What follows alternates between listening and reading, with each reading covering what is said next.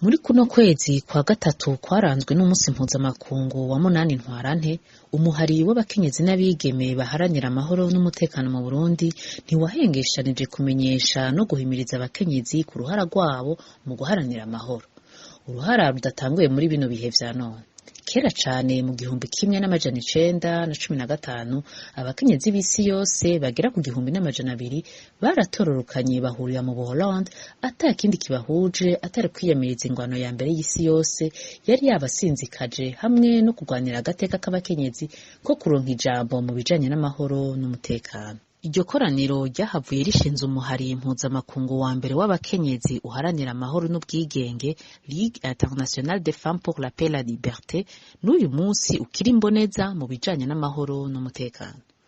Kuva ico gihe haravutse ayandi mashirahamwe n'iyindi mihari yiyemeje guhuza abantu ku rwego rw'igihugu canke mpuzamakungu akomeza urwo rugamba rwo kwiyamiriza intwaro z'agacinyizo n'izihohotera agateka k'abakenyezi, akabandanya uruhara mu gutsimbataza amahoro kw'isi, mu gutsimbataza intwaro ibereye n'iterambere rirama mu bihugu vyabo.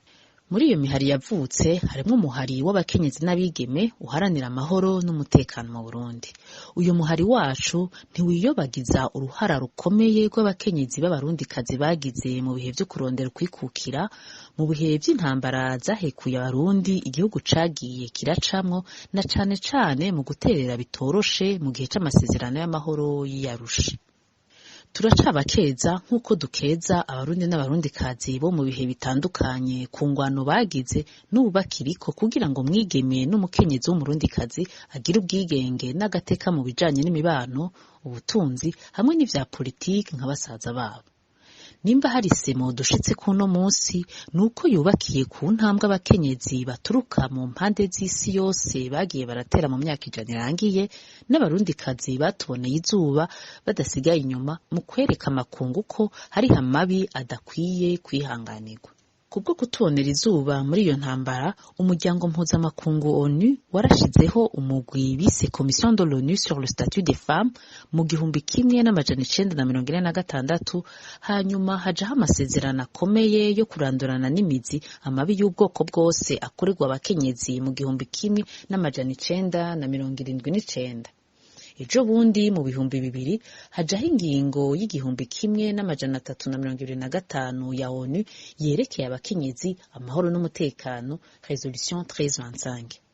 Iyo ngingo ikaba ari ishimikiro riha inguvu uruhara abakenyezi bafise kw'isi mu bijanye n'amahoro n'umutekano. Barundikazi, umuhari w'abakenyezi n'abigeme baharanira amahoro n'umutekano mu Burundi waje kubandanya no gushimangira urwo ruhara rwabo hambere ufatiye ku bihe tugezemwo mu ntumbero yo guterera vy'agateka k'abakenyezi, amahoro n'iterambere kugira abuzukuru bacu ntibazorindira iyindi myaka 100 kugira bavyishimire.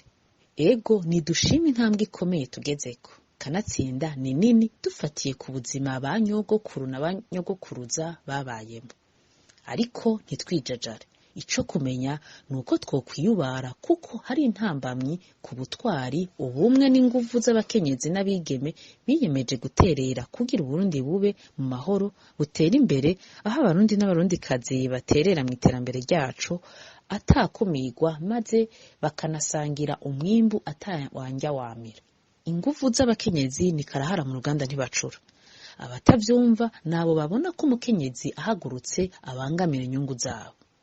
Muribuka ivyo twabonye twabayemo n'ubu tukirimwo kuva mu mwaka wa 2015. Bene inyungu ntibirengagije kandi ntibihanganiye inguvu z'abakenyezi basidukanye n'iyonka, bafatanye mu nda mu budasa bwabo, abakuze n'abato, abo mu mashirahamwe yigenga aharanira amahoro, agateka kazina muntu, abari muri politiki n'abikorera utwabo, abanyeshuri n'abandi. Benshi muri abo bakenyezi barishwe rw'agashinyaguro, abandi bafatwa ku nguvu, abandi baranyuruzwa, abandi barahunga. Nico gituma umuhari wacu uteye akamo ukebura abakenyezi n'abigeme ngo babe maso, dutandukanye icatsi n'ururo kandi tugire ukwihangana.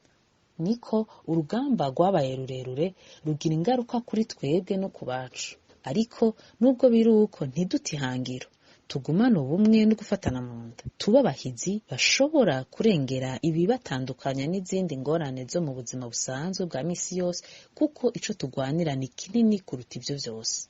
Mu misi mike amatora azotunganywa, nubwo atacizera integuro yayo itanga ko azodushikana ku mahoro n'umutekano. Ntibiduce intege, benshi baramaze gucanamwo kubera ayo matora. Ivyo bimaze kuba nk'akaranda ko kwisamburirako nk'impene. Kahise ka hafi karatweretse ko uku kwisamburirako uretse gusamaza no gutevya abandi gushika kw'ihangiro ataco vyigeze bishikako, ataniteka bitera. Aka karakamo k'umuhari w'abakenyezi n'abigeme baharanira amahoro n'umutekano mu Burundi.